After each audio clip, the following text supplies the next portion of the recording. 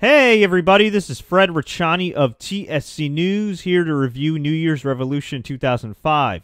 And I'll be reviewing all the New Year's Revolution pay-per-views because New Year's Eve, New Year's Day 2016 is right around the corner, so I figured what better way to celebrate the new year than by reviewing one of the more awkward and obscure WWE pay-per-view series.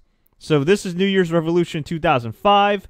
This took place January 9th of that year at the Coliseo in Puerto Rico, San Juan, the first ever WWE pay-per-view on Puerto Rican soil. And this pay-per-view was headlined by an Elimination Chamber match for the vacant WWE World Heavyweight Championship. I should note at this time, this was a Raw-only pay-per-view. This was during the brand extension era, when they actually kept the brands and the wrestlers of the brand separate for the most part. So it was Triple H taking on Edge, taking on Chris Benoit, Chris Jericho, Batista, and Randy Orton for the vacant title. The Heartbreak Kid Shawn Michaels, who was a rival of Triple H's, was a special guest referee. And this was a one-match show, so let's go over the main match that sold the whole show. And keep in mind, back in the day, this was a full pay-per-view priced event. It was not $9.99. It was not free $99. And frankly speaking, I don't really think at the time I got my money's worth as a fan, but the main event was memorable. So leading up to this match, Triple H was the world champion. He was dominant for a couple years. He's been the leader of Evolution now for about 2 years. And he had a match with Edge and Chris Benoit. Edge and Benoit pinned him at the same time. Very reminiscent, actually, of the Breakdown 1998 main event between Steve Austin, Undertaker, and Kane, which you could also watch on the WWE Network. And the title was held up. So, Triple H, Edge, Benoit, Jericho, Batista, and Randy Orton all were vying for the championship. What made things interesting was that Batista was still a member of Evolution at the time, and this was just a couple weeks prior to him winning the Royal Rumble.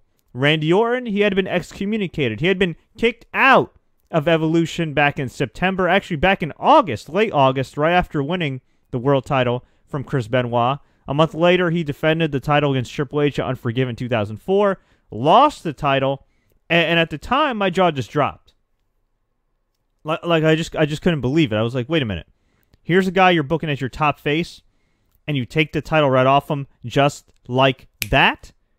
But there was a method to Vince McMahon's madness, because his method was, you know what? We'll take the title off Randy Orton, and we'll lead up to Triple H versus Randy Orton at WrestleMania. That didn't quite happen, though. You see, Orton and Triple H actually faced each other at Royal Rumble 2005, which is one of their better pay-per-view matches.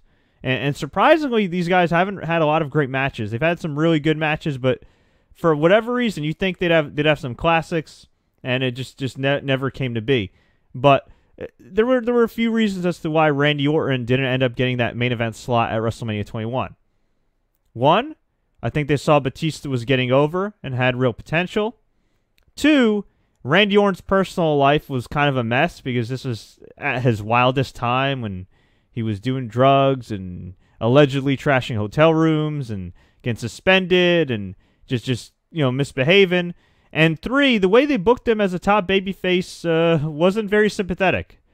In a way, he was still that arrogant heel that got all the girls and did the poses for way too long during his entrance, while just magically getting cheered by a few extra people. But he wasn't a real top babyface. He was a guy that just kind of sort of turned face just because his friends beat him up. But the crowd didn't really have a lot of sympathy for him, so he ended up turning heel down the road and feuded with The Undertaker all throughout 2005. And in this match, what was interesting was the storyline of Triple H and Batista, the main storyline, which would carry over to WrestleMania 21. And with Triple H and Batista, there was kind of a mutual understanding that, hey, you know what? Evolution's walking out with the championship. Well, it turned out Evolution did walk out with the championship, but it was Triple H. And Triple H actually had the opportunity to save Batista in the match when he was getting pinned, acted like he was hurt, and, well, Triple H became world champion again.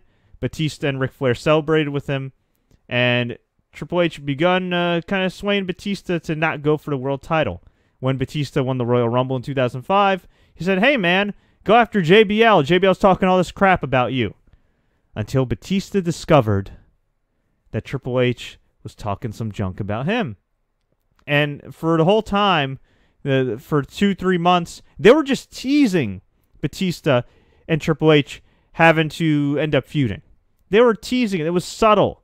And I thought for the longest time, man, oh man, oh man, oh man, if only they did this with, Randy Orton and Roman Reigns, and kind of did like a slow burn type of deal, as opposed to just having these guys go on their own. I mean, with Randy Orton's babyface run at the beginning, he got kicked out, and yeah, there was not a lot of sympathy for him because again, he still acted like a heel, but he was a babyface, and there weren't any real teases of dissension prior to him getting kicked out of Evolution, although it was a memorable angle.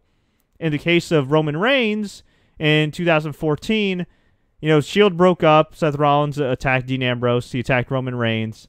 And I just thought to myself, you know what? If they just replicated this Batista storyline with Triple H, with Roman Reigns in the Shield, and did a slow burn. Look, Roman Reigns is a big star present day, but I think he would have been an even bigger star had they decided, you know what? Let's do a slow burn of the Shield heel turn, and let's have the Shield turn on Roman Reigns and make or vice versa. Let's have him break up, and then you could do a big match at WrestleMania. That didn't happen.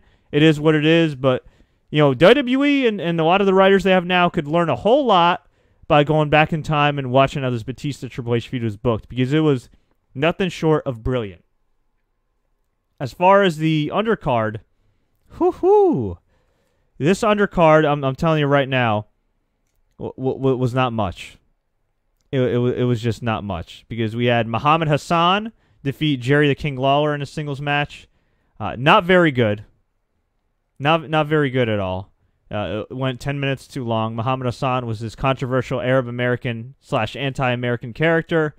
He was later taken off TV because WWE did an angle where he choked out The Undertaker on SmackDown the day of the 2005 London bombings, which was just preposterous.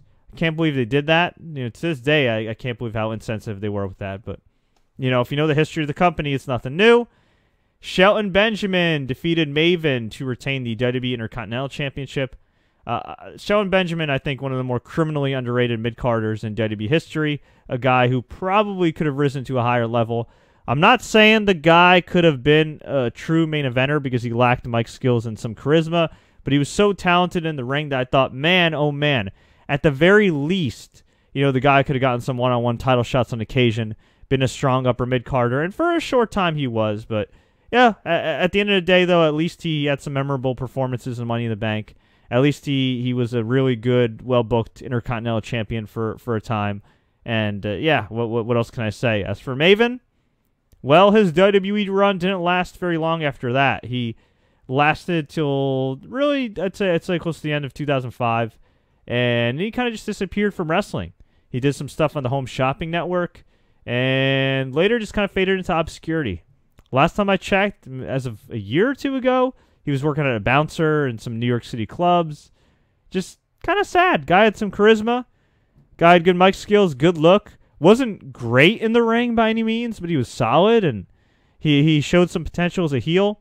I'm not really sure why they didn't let Shelton Benjamin and Maven loose in this match. Instead, it was Maven coming out, cutting a promo on the Puerto Rican crowd, getting pinned by Shelton in like a minute, and then restarting the match and getting pinned again. So this was a dud. Trish Stratus versus Lita for the Women's Championship was also surprisingly a dud. More so because poor Lita suffered an injury in the match. And Trish Stratus defeated her in less than 5 minutes to win the WWE Women's Championship again. But they later had a much more famous match in the main event of Raw. And for our opener, we had Eugene Dinsmore, a.k.a. Nick Dinsmore of OVW fame, and William Regal, who were the tag team champions at the time, defeating Christian and his bodyguard Tyson Tomko, who was a better worker, or eventually became a better worker than people give him credit for. Unfortunately, he didn't last very long because he was released by WWE, went to Japan, did his thing, had a nice run in TNA Impact Wrestling, and then I guess just demons kind of took over his life. From what I understand, present day, he seems to be in a better place, thank God, which is great, but he's a guy to me that if WWE kind of gave him a little bit more of an opportunity, if they gave him a little more rope, a little more slack, I think he could have been a bigger star for them, or somewhat of a star for them. But injuries, demons and outside circumstances seem to get the best of him.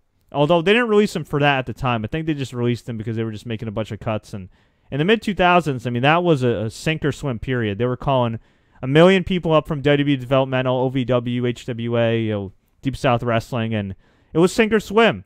They'd give guys a little bit of leeway. If they didn't get over right away, whether their fault or not, and honestly, I'd probably say most of the time it wasn't their fault, they'd get cut or sent back to developmental or just buried and then get cut. It was a weird time. There was a lot of mid-card garbage back in that era. But folks, I want to hear from you. What did you think about New Year's Revolution 2005 if you watched it back in the day? Have you gone back and watched it on the network and DVD? Are you interested in watching it on the network or DVD? Let me know. Leave a comment below. Tweet us. Facebook us. Do what you got to do. If you enjoyed this review, please click the like button. Please share this with all your friends. And until next time, everybody, don't forget to subscribe to TSC News on YouTube, SoundCloud, and iTunes for more updates. Enjoy the matches.